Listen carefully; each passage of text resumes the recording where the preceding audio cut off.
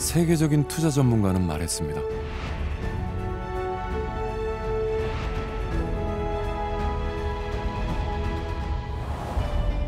마침내 열린 농업의 새 시대, 그 생생한 진화의 현장을 담았습니다. 꿈꾸기만 했던 미래가 현실이 되는 순간. 夢のある米作り、農業、若者が楽しくやれる、そういう農業を目指しております。 일찍이 농업의 가능성에 투자한 나라들은 눈부신 성과로 보상받고 있습니다. 농업 혁명의 시대, 우린 어떻게 대처해야 할까요? 처음에는 어렵게 느껴지지만 나한테 필요한 것만이라도 습득을 해서 쓰시면 삶의 질이 달라지지 않을까. 과거의 넉마를 벗고 미래 산업으로 거듭난 농업, 그 배경에 더 똑똑해진 이 녀석이 있습니다. 농업의 패러다임을 바꿀 열쇠, 세계는 지금 스마트팜 시대입니다. 경상북도 상주의 한 딸기 농장, 이곳에서 특별한 부부를 만났습니다. 우리 몇 킬로나 내야 되는 거예요? 글쎄, 오늘은 어제 얼마 올렸어요? 200kg? 지금은 22.5도예요. 매일 반복되는 부부의 아침 풍경. 지금 붙어서 아침에 이렇게 가볍게 한 바퀴를 이제 둘러보면서 간밤의 모종 상태나 이런 것들을 좀 체크를 하고 다시 이제 돌아가서 저희는 보통 수확을 하죠. 사실 농사를 시작한 지는 얼마 안 됐습니다. 부부는 대기업에서 탄탄대로를 걸어왔죠. 그러다 7년 전 고심 끝에 귀농이라는 과감한 결정을 합니다. 둘 다 이제 대기업에 다니고 있었기 때문에 이제 어느 정도 이제 그 뭐랄까 결정의 시기가 있었어요. 이제 계속 회사 생활을 할 것이냐 아니면 회사를 그만두고 뭔가 다른 삶을 준비할 것이냐 그 솔루션을 찾아가는 과정에서 저희가 이제 농촌이란 걸 바라봤던 거고요. 농업이란 걸 생각했기 때문에 누가 먼저 하자 이럴 거 없이 그냥 같이 찾아가는 과정이었습니다. 하루 두 차례 양손 가득 건강한 딸기를 수확하기까지 공부도 참 많이 했습니다. 투자 대비 효과가 확실한 지금 생각해도 현명한 선택이었다는데요. 매년 증가한 수입은 지난해엔 무려 3억 원을 넘겼습니다.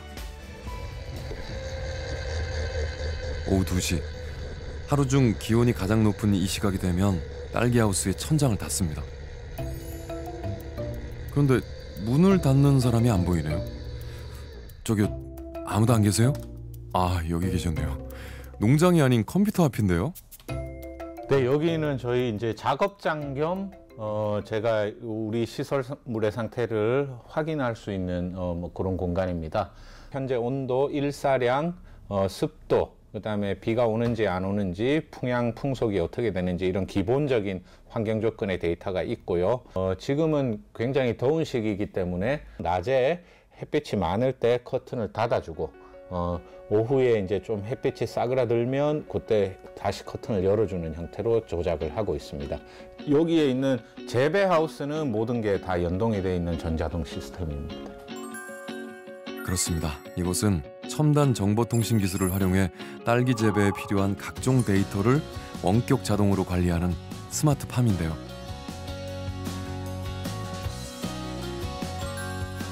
(5,000제곱미터가) 넘는 농장 곳곳에는 각종 스마트팜 장치가 설치돼 있죠. 천장에 매달린 이 원통은 실내 대기 상태를 측정하는 센서고요. 공기의 원활한 순환을 돕는 유동 팬도 보입니다. 온도에 따라 단계별로 조절되는 3중 자동 개폐 시스템도 갖췄죠. 그리고 여기에 또 하나. 딸기가 좋아하는 CO2 농도도 자동 조절되는데요. 요 밑에 보시면 CO2가 들어가는 요 라인이 이렇게 별도로 준비되어 있습니다. 이게 이제 센서 값을 읽어서 제가 세팅해 놓은 기준치 밑으로 수치가 떨어지면 자동으로 CO2를 공급을 해주게 되어 있습니다. 배양액 또한 자동 제어 시스템으로 항상 적정 농도를 유지합니다. 시간마다 알맞은 농도와 양이 자동으로 공급되니 그야말로 딸기 맞춤 농장이네요. 2년간의 공부 끝에 지난해 딸기 수출 전문 스마트팜으로 선정되기까지 그동안 주변의 우려와 만류도 참 많았습니다. 제가 농장을 처음 지을 때 예를 들면 공기를 순환시킬 수 있는 팬을 설치를 하는 게 일반적이지는 않았습니다. 그때는. 그런데 그런 것들도 제가 설치를 해서 농사를 짓고 하다 보니까 주변에 계신 농가들에 와서 이게 괜찮더냐라고 이렇게 의견을 구하시고, 지금은 딸기 농사 짓는 분들이 그거 없이는 농사 안 되는 줄 알아요. 제가 농사를 처음 시작할 때는 저한테 농사를 이렇게 해라 저렇게 해라 이제 가이드를 해주시던 분들이 한 2, 3년 뒤부터는 저희 농장에 와서 농사를 배워서 갑니다.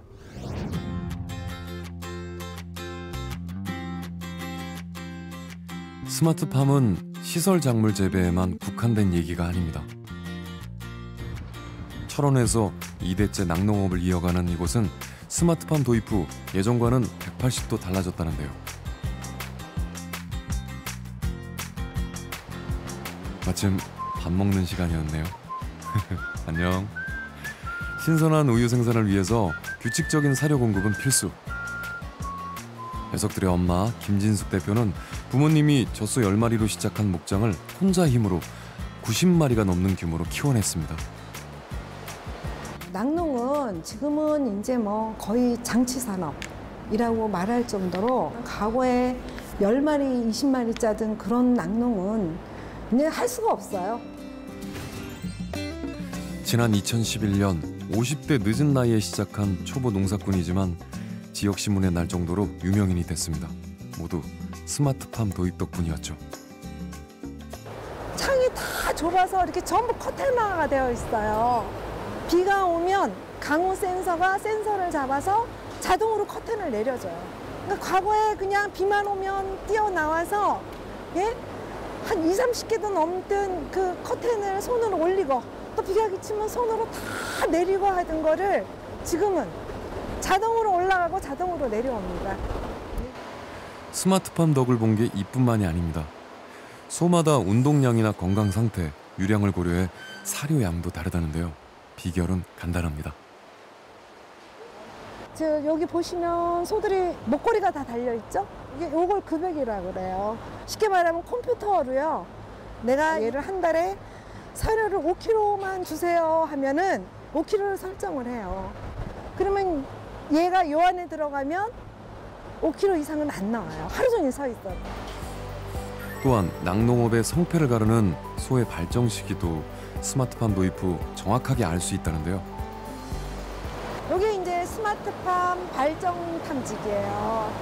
이제 소마다 다 달려있죠. 풀을 먹는 애들이니까 대세김질을 하잖아요. 그러니까 하루에 반출을 몇 번을 하는지, 이제 소의 온도, 그다음에 많이 보여있을 때 움직임, 이제 그런 데이터들을 얘네가 받아서 컴퓨터로 넣어주는 거죠.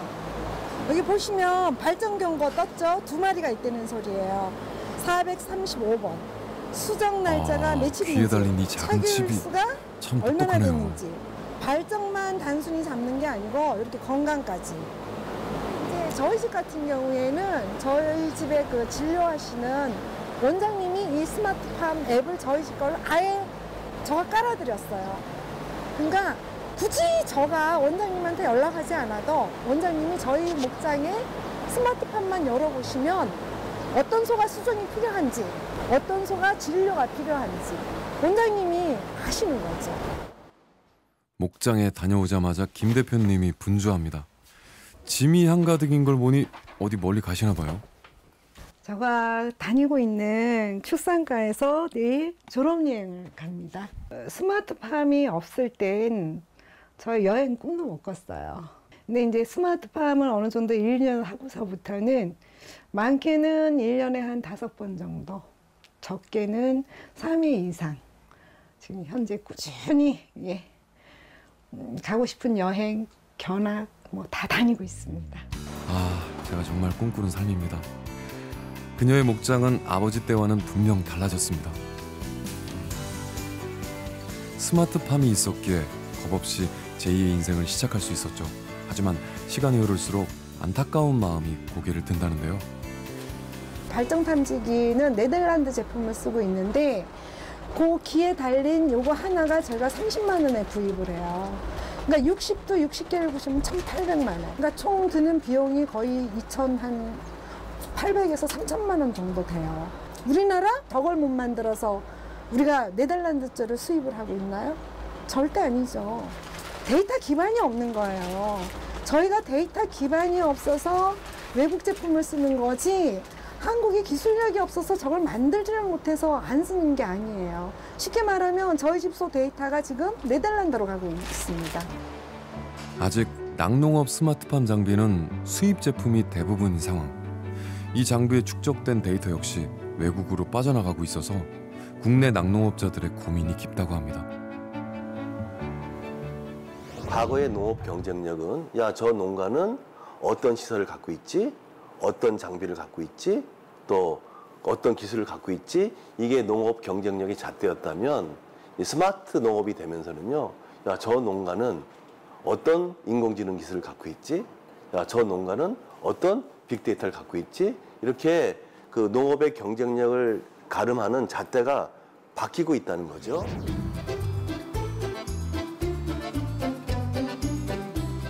서유럽의 작은 나라 네덜란드는 면적과 일조량 모두 우리나라의 절반 수준입니다. 지리적, 환경적으로 열악한 조건을 극복하고자 지난 60년간 정부는 꾸준히 스마트팜에 투자해 왔는데요.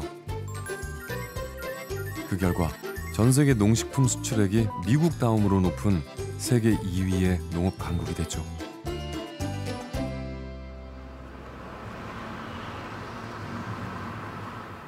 암스테르담에서 2시간 거리의 시골 마을의 목장. 과연 네덜란드의 스마트팜은 어떤 모습일지 궁금한데요. 젖소들이 일렬로 줄을 섭니다. 뭔가에 홀린 듯 차례로 이동하는데요. 너희들 어디 가는 거니?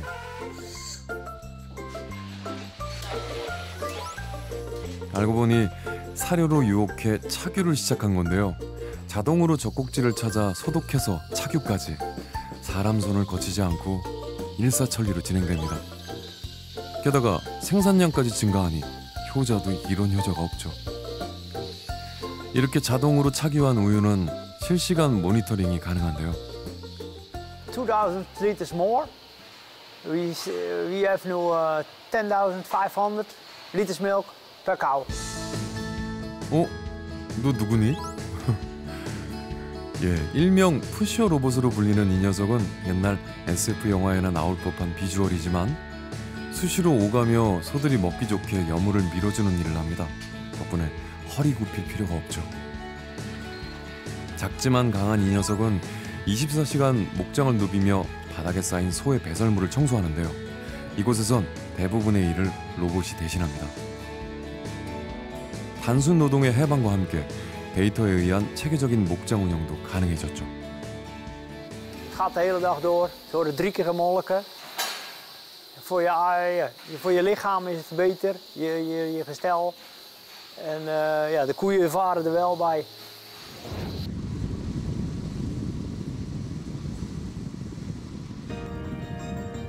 오늘날 네덜란드를 만들어준 1등 공신. 세계 최대의 첨단 온실 단지 에그리포트 7에 왔습니다. 2006년 간척지 위에 조성된 이곳은 미래 농업 모델로서 전 세계의 주목을 받고 있는데요. 이중으로 제작해 작물 재배에 효과적인 온실 설비를 비롯해 개인 태그를 부착한 센서 시스템을 도입했기 때문이죠. 입주자들의 편의를 위한 시설은 또 있습니다. Only we have trolleys automatically moving to the sorting and packaging area, automatically weighted, automatically emptied. That's all controlled by computers. 한마디로 4차 산업 기술의 집약체라고 할 수 있겠네요. 그런데 무려 1,000헥타르가 넘는 온실을 자동으로 관리하다 보면 환경오염이나 비용 문제는 없을까요? 생각보다 만만치 않을 것 같은데. 해결책은 가까운 데 있었습니다. 지열을 활용한 친환경 난방 시스템 덕분에 많은 기회비용을 잠재울 수 있었죠. 또한 저수조에 담은 빗물에 배양액을 섞어 자동 공급 중인데요. 이렇게 친환경 재배와 자원 순환에 투자하는 이유는 뭘까요?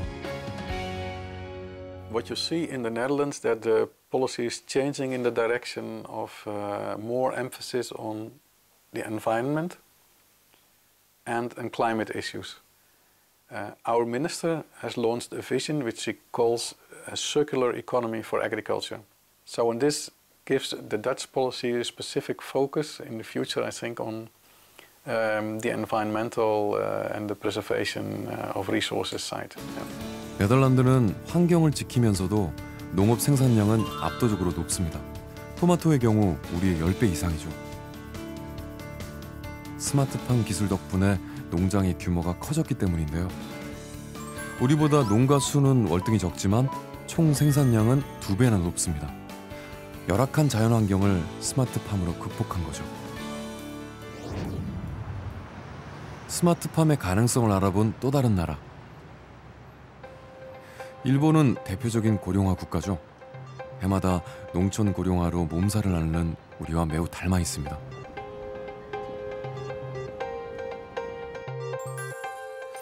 무려 20여 년째 농촌 인구는 하향 곡선을, 평균 연령은 66세를 웃돌며 상향 곡선을 그리고 있죠. 농사 지을 땅은 많은데 일할 사람이 없습니다. 이 고질적인 일손 부족 문제에 대안은 없는 걸까요?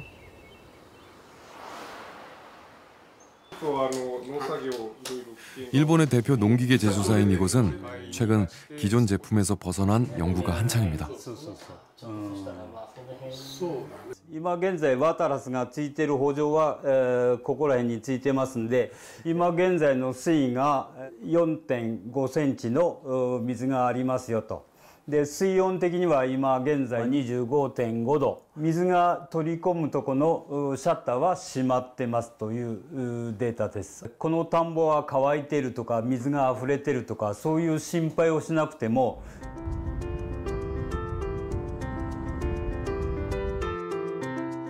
이 업체가 관리하는 인근 지역은 약 130헥타르 정도. 지난 2014년부터 새로운 수경 시스템을 도입 중입니다. 농사 짓는 모습도 예전과는 많이 달라졌다는데요. 今までは圃場を隠しながら、水を入れるということになると、こうやって開けて、水を入れると。1分1時間とかだいたい水量が来た思ったらもう一度来て、閉めてやると。 이제 더 이상 날씨에 따라 논을 살필 필요가 없어졌습니다. 몸은 물론 심리적으로 훨씬 편해졌죠. ワタラスっていう装置なんです。ここでソーラーでバッテリーをしっかり充電しながら、ここの赤いキャップのところに水温、水位、そういう気温とかそういうデータをしっかりと把握して 벼가 잘 자랄 수 있는 최상의 조건을 자동으로 파악하고 실행해 줍니다. 今これでシャッターが開いてる状態、ゆっくりとゆっくりと上がっていく状態。 자동 수문 장치를 통해 수집한 각종 데이터 덕분에 농업의 진입 장벽 또한 상당히 낮아졌다는데요. ただ昔の農業っていうのは先代のじいちゃんばあちゃんのその経験値なりそういうものを聞きながら現場で仕事をしてるっていうことによってそれを順番に警察なりそういうものに蓄積することによってデータ取りをしながらやってるような状況です。誰もがすぐ農業できますんで. 수시로 논을 오가는 수고는 덜었지만 경작은 피할 수 없는 일. 연로한 어르신들에겐 벅찰 수 있죠. 하지만 버튼 하나로 농사를 짓는다면 불가능할 것 같은 미래가 현실이 됐습니다. 이 자율주행 무인 트랙터 덕분이죠. 현대 농업에서 트랙터의 위상은 과거 소보다 더 높을 텐데요. 이 무인 트랙터는 드넓은 논을 자로 잰 듯 오차 없이 경작합니다. こちらのトラクターは GPS、人工衛星からの位置情報を取得するシステムを活用することでトラクターが田んぼのどの位置にいるのかというのを常に正確に把握することによって人がいなくても自動で作業することができるようになっています。 자율주행 속도도 빠릅니다. 30분 만에 3,000제곱미터를, 하루에 4만 제곱미터 이상도 가능하죠. 앞으로는 사람이 힘들게 김 매는 풍경을 볼 수 없을지도 모릅니다. 逆に個人の農家さんも私のところへ来て言うのが、やっぱり個人的にはなかなかこういう近代的なものについていけないと、やっぱりあなたたちが残っていくのかなっていう話は出てきます。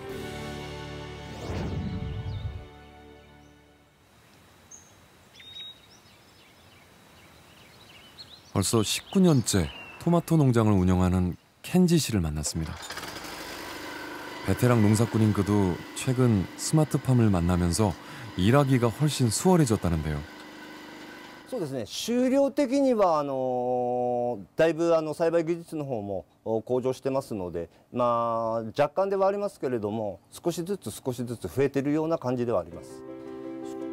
그가 뭔가 보여주겠다며 앞장섭니다. 자신감이 넘치는데요.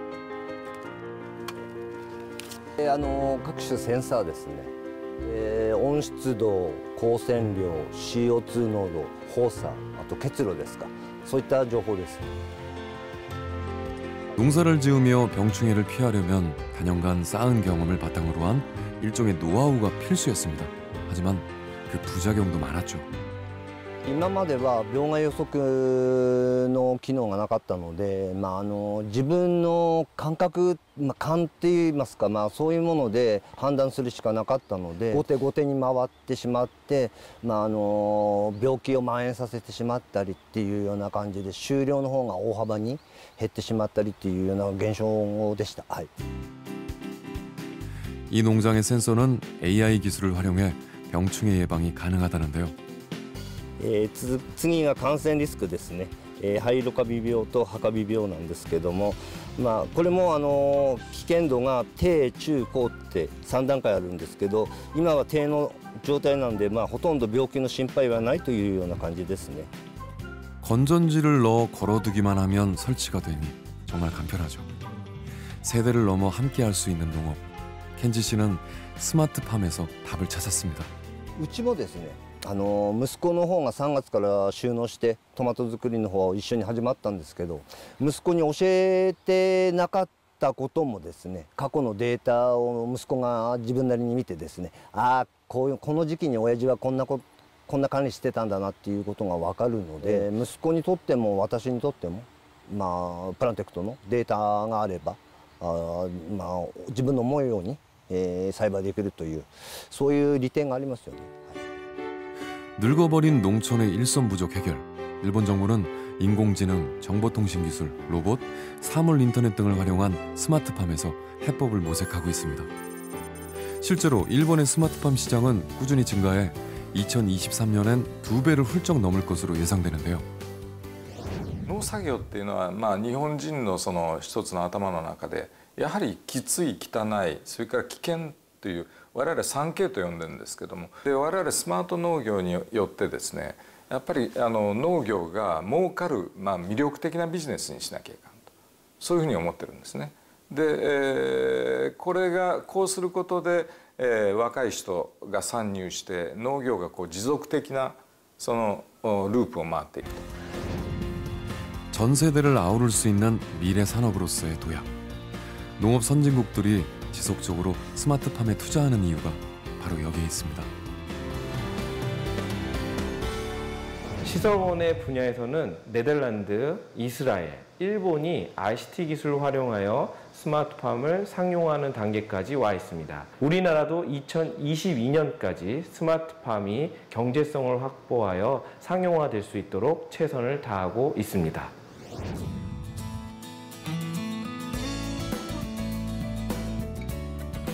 그렇다면 우리나라의 스마트팜 교육은 어느 단계에 와 있을까요? 전국 지자체 최초로 스마트팜 교육을 시작한 곳. 벌써 일주일째 고등학생들이 스마트팜 이론 강의를 듣고 있습니다. 눈빛이 꽤 초롱초롱하죠? 열정적인 수업 후엔 실습이 이어집니다. 2011년에 완공된 이곳은 8개의 유리 온실과 지열 시스템까지 갖춘 스마트팜 종합교육장인데요. ICT 기술을 접목한 각종 센서를 활용해 농작물이 잘 자랄 수 있는 환경 설정에 주목하고 있습니다. 네, 여기 보시는 이 메저링 박스라는 곳이 가장 온실의 기본적인 정보를 수집하는 메저링 박스인데, 유리 온실 지붕 밑에 또 다른 온도계가 설치되어 있는데, 저 온도는 겨울철에 이 온실 전체가 균일한 온도로 유지하기 위해서 저 유동편을 사용하는 것입니다. 지금 보시는 이 센서는 무선 와이파이 기능을 내장하고 있는 센서인데 3가지 정보가 나오는 거죠. 함수율, 배지의 온도, 배지 내 EC 농도가 여기서 출력이 되겠습니다. 이곳에 설치한 센서만 5개 이상이라는데요. 이 부분을, 이게 이제 하나의 센서거든요, 이게. 이 작물의 모든 무게를 저울 위에 올려놓고 모종 단계에서부터 이제 이 저울에서 이제 크는 거죠. 그 무게의 변화 폭을 가지고 식물이 물을 먹는지, 아니면 얼마나 물을 많이 먹는지, 물 주는 시기를 결정할 수 있고 물을 끊는 시기를 결정할 수 있는 그런 정보를 여기서부터 얻을 수 있습니다. 식물 생장에 필요한 모든 정보를 데이터화해서 지역 농민이나 학생들에게 교육 중입니다.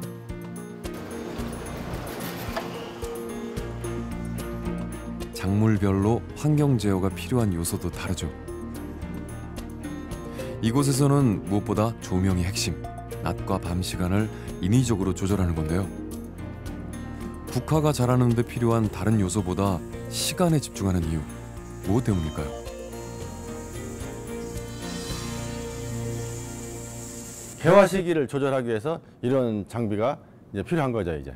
그래서 이제 국화가 원래는 1년에 자연 상태에서 1년에 한 번밖에 개화가 안 되지만, 이렇게 낮과 밤의 길이를 조절할 수 있는 시스템에서는 1년에 약 4번 이상의 꽃을 피울 수 있는 조건을 만들어 줄 수 있는 거죠, 이게. 이곳의 교육 포인트도 소득 증대로 이어지는 비결에 맞춥니다. 교육생들은 스마트팜을 활용해 보다 많은 수익을 낼 수 있는 다양한 방법들을 배우죠. 이거는 제가 산 거는 시합 하는 당 40원이에요. 저도 이제 이와 같이 스마트팜으로 통해서 작물을 키우고 싶어요. 적은 면적 단위에서 최대한의 농산물을 수확할 수 있는 것 같고요. 스마트팜 이용해서 인력도 조금 들고 그만큼 농산물을 뿌듯하게 수확을 하면은 그만큼 값어치를 받기 때문에 충분히 할 만한 것 같습니다. 파종과 재배를 거쳐 수확 후 가공 단계에 이르기까지 모든 교육의 궁극적인 목적은 하나입니다. 이것들이 성공을 하려면 결국은 교육을 통해서 이 스마트팜을 왜 해야 되는지를 더 적극적으로 교육과 홍보를 해야 되고, 결국은 농가의 소득과 연결되는 교육 시스템을 갖춰가는 것이 가장 큰 앞으로의 그 핵심 과제라고 생각됩니다.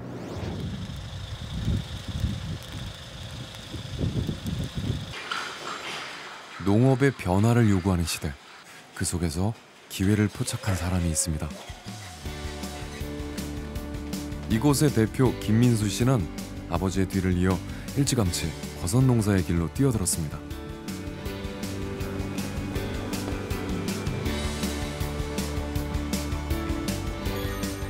3년 전 스마트팜을 만나고 그의 농업 인생이 한 번 더 도약합니다. 이제는 스마트팜 전문가로 불린다는데요. 처음 시작할 때는 당연히 소규모로 직접 하나하나 제 손을 거쳐가면서 그렇게 장치들을 설치하고 확장해 나가는 거죠.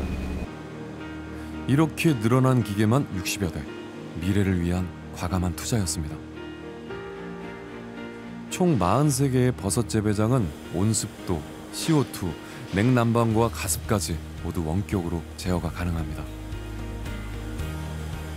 네, 기존에는 현장에서 이렇게 스위치를 돌려서 켜주고 꺼주고 다이얼을 돌려서 현장에서 세팅을 해야 됐었는데, 지금은 이제 이런 스마트팜 장비를 활용해서 어디에 있든지 원격으로 다 가능합니다. 이거는 이제 LED 라이트라고 해서 파란색이 이렇게 섞여 있습니다.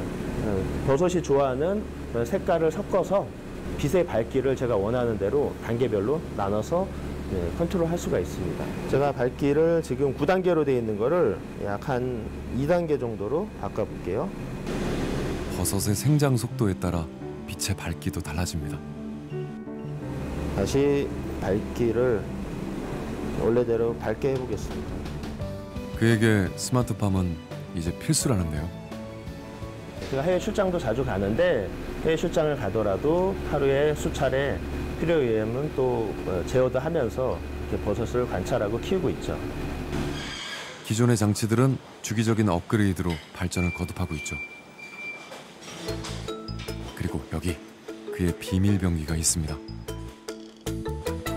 재배하는 첫날서부터 끝나는 8일, 9일, 10일차까지의 스케줄을 한 번에 집어넣고 재배를 시작만 눌러버리면 제가 손을 하나도 안 대도 재배가 끝날 때까지 거의 95% 비슷한 품질의 버섯을 생산해낼 수 있는 거예요.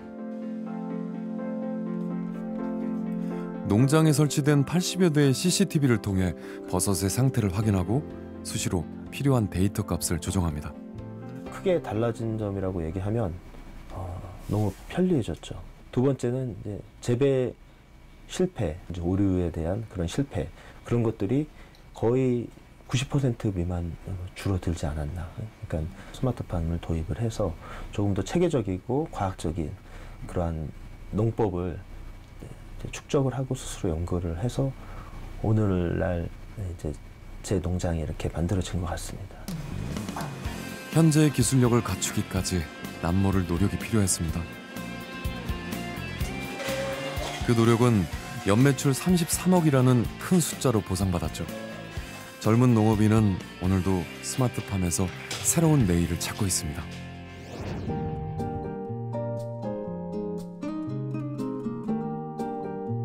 전 세대의 인기 만점인 다육식물. 김영기 씨는 부인의 취미생활을 돕다가 5년 전부터 본격적으로 농장을 운영하고 있습니다. 취미가 직업이 된 셈인데요. 이거 안 뜯으면 여기서 충돌이 생기니까 이렇게 정리를 자주 해줘야 돼요. 다육식물은 다른 재배 작물에 비해 비교적 손이 덜 가는 편이지만 농장 규모가 워낙 크다 보니 신경 쓸 일이 여간 많은 게 아닙니다. 싹이 나기 전까지가 가장 신경 쓰이는 시기라는데요. 발화는 자연 발화 자체가 잘 안 되니까 손으로 다 해야 됩니다. 약 2년 전 여름, 부부는 우연한 사건을 계기로 스마트팜 도입을 결심했습니다. 외출하려고 오니까 이거를 비닐을 한번 열어놓고 갔었는데 그때 여름 한여름이었거든요. 소나기가 오는 바람에 물이 가득 담겨져서 애들이 완전히 3일을 갔다 왔는데 너무 뜨거워서 다 이렇게 내려앉아 버린 거예요. 그래가지고 이제 안 되겠다, 이거를 우리가 없어도 자동으로 이렇게 문을 열고 닫고 할 수 있는 시설을 만들어야 되겠다, 이래서 이제 열기를 했을 때 시간까지 설정이 가능을 하고요. 그 어느 정도 열 건지 닫을 건지, 전체를 열 건지 닫을 건지를 확인을 하시면서 실행을 할 수 있습니다. 이제는 하루 2번 천장 개폐부터 온습도, 통풍까지 원격 제어가 가능해졌는데요. 농장은 커져도 일은 훨씬 수월해졌습니다. 조금 더 일찍 알았더라면 하는 아쉬움이 큽니다. 네덜란드라든가 이런 나라에서는 안전 첨단 장비를 갖춘 스마트팜 사업이 진행되고 있는데 우리나라는 도입된 지가 불과 한 4, 5년밖에 안 되고 또 우리나라에서 지금 제일 약점이 어떤 빅데이터가 구축되지 않았다 하는 점입니다. 그래서 간에서도 지금 현재 빅데이터를 구축하기 위한 노력이 굉장히 가중되는 걸로 알고 있습니다. 우리 실정에 맞는 우리 스마트팜을 개발한다면 선진 애국처럼 못지않아 우리의 나라에 맞는 어떤 스마트팜이 자체적인 모델이 개발되지 않겠나 싶습니다. 효과적인 환경 제어는 농장의 수익 증대로 이어졌죠. 이런 식물들은 다육식물 중에 변이가 온 식물들입니다. 이런 금들은 그 인터넷상에서는 3천만 원 정도 올라와 있는 식물들입니다. 이런 이렇게 작은 것들이 예. 비단 한 분야만이 아닌 스마트팜의 확산은 거스를 수 없는 하나의 흐름으로 나타나고 있습니다. 국내 스마트팜 시장도 해마다 증가하고 있는데요. 최근 4년 만에 2배 가까이 증가하며 높은 성장세를 보여주고 있죠. 스마트 농업이 증가하는 이유 중에 하나는 일단 보십시오. 인구가 늘고 있어요. 그렇죠? 식량 생산은 거기에 따라가지 못하고 있습니다. 또 물 부족 문제, 환경 문제로 그 농지는 계속 줄어들고 있습니다. 이런 차원에서 세계의 먹거리 문제가 심각한데 다행스럽게 여기에 4차 산업 기술이라는 것이 비약적으로 발전하면서 농업의 생산성을 높일 수 있는 이런 계기가 만들어진 거죠.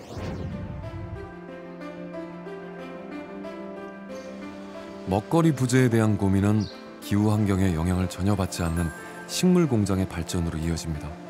외부와 차단된 실내에서 완벽하게 제어하고 관리하죠. 일찌감치 그 경쟁력을 알아채고 연구 개발해온 이곳. 지난 2004년 설립한 우리나라 최초의 식물 공장입니다.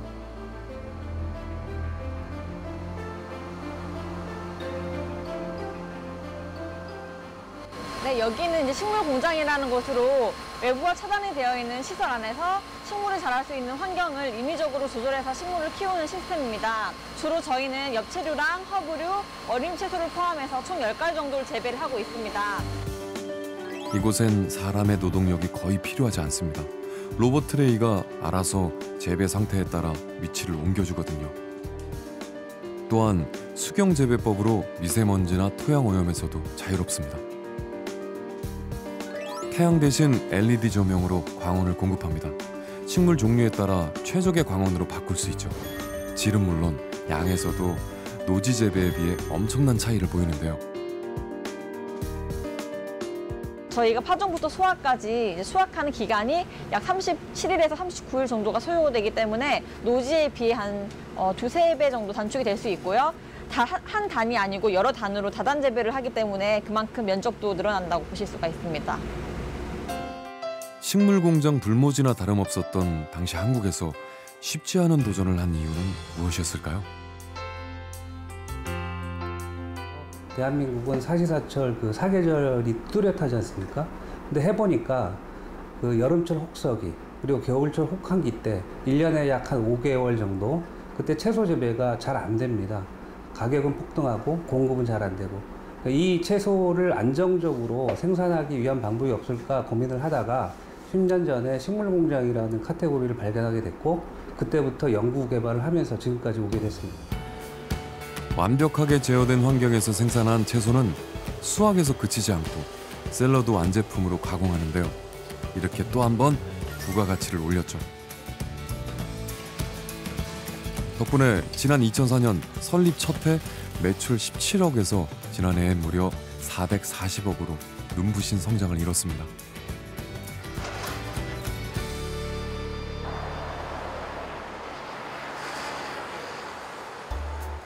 최근 서울의 한 지하철 역사에 시민들의 발길을 붙잡는 곳이 생겼습니다.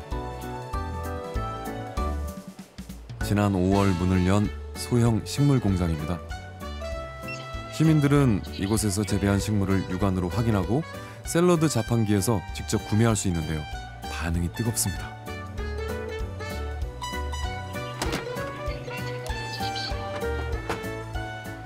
보통 이런 거 사 먹으려면은 빵집이나 이런 카페를 가야만 이게 비싼 돈 주고 좀 사 먹을 수가 있는데 여기서는 이런 자판기로 통해서 좀 싸게 구입하면서도 또 원하는 취향대로 고를 수 있으니까 좀 제 취향에 맞게 평소에 먹고 싶은 거 이렇게 골라서 먹을 수 있는 게 좋은 것 같아요.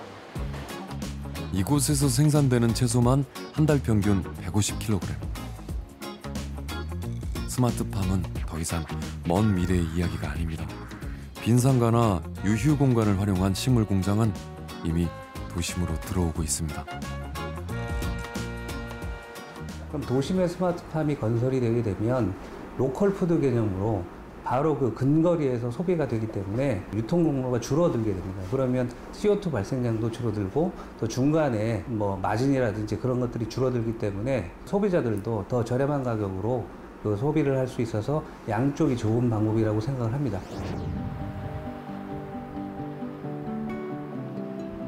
네덜란드엔 원예 산업의 실리콘밸리를 꿈꾸는 곳이 있습니다. 농장과 기업, 대학, 그리고 정부의 지원으로 세워진 월드 호티 센터입니다. 100여 개의 원예 관련 기업이 참여한 이곳은 각종 전시와 연구, 교육까지 다양하게 이루어지는데요. 온실 수십 동을 갖춘 리서치 센터는 지역 대학생들과 예비 농업인을 위한 훈련 공간으로 활용되고 있습니다. We combine education, business and research in this facility in order to inspire and innovate the world of horticulture in the world. So we're going to continue to develop the next phases with IoT based on horticulture, biomedics, etc., etc. 이곳에서 익힌 최첨단 스마트팜 기술은 창업이나 새로운 계약을 통해 성과로 바로 이어지죠. 상시 전시 중인 각종 장비와 수집된 데이터는 농가 경영에 큰 도움이 되고 있습니다.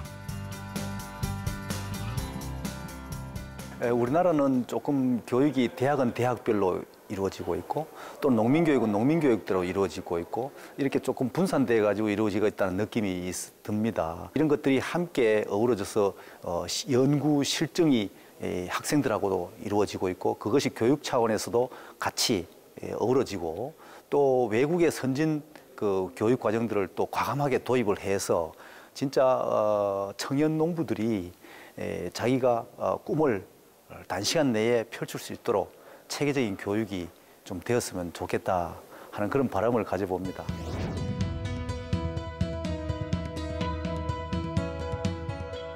국내에도 민관학 상호 교류회장이 마련 중입니다. 경북 상주시청의 스마트 농업 추진단은 오늘도 분주합니다. 지난해 선정된 스마트팜 혁신밸리 조성사업 때문인데요. 2022년 완공이 목표입니다. 상주시는 2009년도에 65세 농업인 비율이 24%에서 2016년도에는 65세 농업인이 55%가 됩니다. 따라서 초고령화 시대에 농업에 대를 잇는 젊은 농업인이 필요하기 때문에 청년 교육생 52명에 먼저 입주하게 되겠습니다. 우리나라 미래 농업의 거점이 될 스마트팜 혁신밸리 사업은 두 차례에 걸쳐 총 4개 지역이 선정됐는데요. 상주는 청년 농업인의 스마트팜 교육과 실습을 담당할 예정입니다. 정부는 주요 농업 정책 중 하나로 스마트팜 보급 확산을 결정하였습니다. 경북 상주의 스마트팜 혁신밸리는 향후 20년간 혁신의 아이콘이 될 수 있도록 에너지 자립의 대형 첨단 유리 온실을 중점으로 개발되며 이를 120% 활용할 수 있는 스마트팜 환경 제어 및 재배 시스템이 구축될 수 있도록 중앙정부, 지자체, 관련 산업계 및 학계에서도 정책, 기술 및 이론 자문을 활발히 하고 있습니다.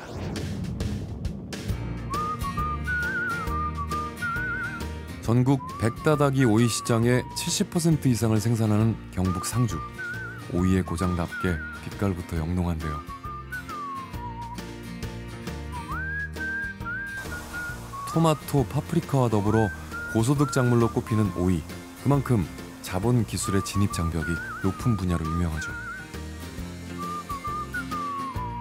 청정 유기농 오이의 수확이 한창인 요즘 서정덕 씨의 기분은 금세라도 날아갈 듯합니다. 내가 목표했던 수준의 양이 이제 오이가 나오면 아무래도 기분 좋죠. 돈이잖아요, 이게. 돈 벌면서 헬스클럽 다닌다. 이거죠, 뭐. 오이 농사 10년 차. 한 우물만 파다 보니 변화의 시기가 왔음을 직감했습니다. 그 변화는 기회를 만들어줬죠. 지금 저기 위에 일중 비닐이 개폐가 되고 있어요. 덥죠? 지금 좀 땀나죠? 지가 알아서 열리잖아요. 28도 이상이 되면 제가 문을 열어요. 단 5초간 열어요. 그래도 28도가 계속 넘어간다. 2분간 유지했는데도 불구하고 또 덥다 그러면 5초간 또 열어요. 그리고 또 2분간 유지해. 대기 시간을 2분을 주는 그런 데이터들이 그냥 막 내가 임의로 하는 게 아니고 누구한테 들어서 한 게 아니고 제가 몇 년간 영농일지나 이런 걸 통해서 지속적으로 관리해서 아, 이 정도 데이터면 환경관리에 적절한 거다라고 설정해 놓은 값이에요. 지난해 4월 정부의 보조 지원을 받아 스마트팜 시설을 도입했습니다. 덕분에 조금 더 쉽게 더욱 건강한 오이를 생산하고 있죠. 저 같은 경우는 이 자동화 시스템 스마트팜 관리를 잘해서 제가 이제 9년째 오이 농사를 하고 있는데 단 한 번도 녹균병은 겪은 적이 없습니다. 그만큼 소득에도 손실이 적다는 얘기죠. 사실 스마트팜 도입 전부터 오이 재배에 필요한 정보는 차곡차곡 기록해 왔습니다. 작업을 하고요. 또 이제 누가 시켜서가 아니라 스스로 필요성을 느껴서 한 일이었습니다. 데이터가 곧 자산인 걸 알았던 거죠. 이게 감각적으로 그 나무를 보고 물을 주는 투입량을 결정하던 게 지금까지의 모습이라면 잘 아시는 분들은 그걸로 해요. 그렇지만은 이런 빅데이터가 쌓여지지 않은 초보 농사꾼이나 기농인들, 경력이 미천한 분들은 기존에 앞선 데이터들이 있으면 일단 크게 시행착오 없이 따라갈 수가 있다는 장점이 있겠죠. 이게 조금 더 쌓여서 경험이 20년, 30년 되신 분들보다도 더 잘 질 수 있는 통계학적 기반을 마련해 준다고 생각합니다. 요즘 농부들은 옛날과 다릅니다. 더 적게 일하지만 더 많이 생산하죠. 농업의 어제와 오늘이 다르듯 농사를 짓는 사람들의 가치관도 변하고 있습니다. 그 중심에 스마트팜이 있죠. 미국이나 유럽의 이런 스마트 농업을 자동차로 비유한다 그러면 시속 한 80km, 90km로 가는 것 같아요. 근데 안타깝게도 우리 한국 농업 같은 경우에는 그 필요성은 인지하고 있지만 아직 이제 출발 단계라고 볼 수 있으면 될 것 같고요. 그래서 아직 우리가 빨리 거기에 따라가지 못하면 한국과 이런 선진 농업 간의 격차는 더 벌어질 수밖에 없기 때문에 시급히 이 스마트 농업에 관심을 가질 필요가 있지 않나 이런 생각이 듭니다. 스마트팜이란 이름의 거대한 파도가 전 세계를 강타하고 있습니다. 이 흐름에 몸을 맡겨 올라타느냐, 그대로 가라앉느냐는 우리의 선택에 좌우될 겁니다. 고령화와 일손 부족, 일자리 창출까지 이제 미래 농업, 스마트팜에서 그 해답을 찾아야 할 때입니다.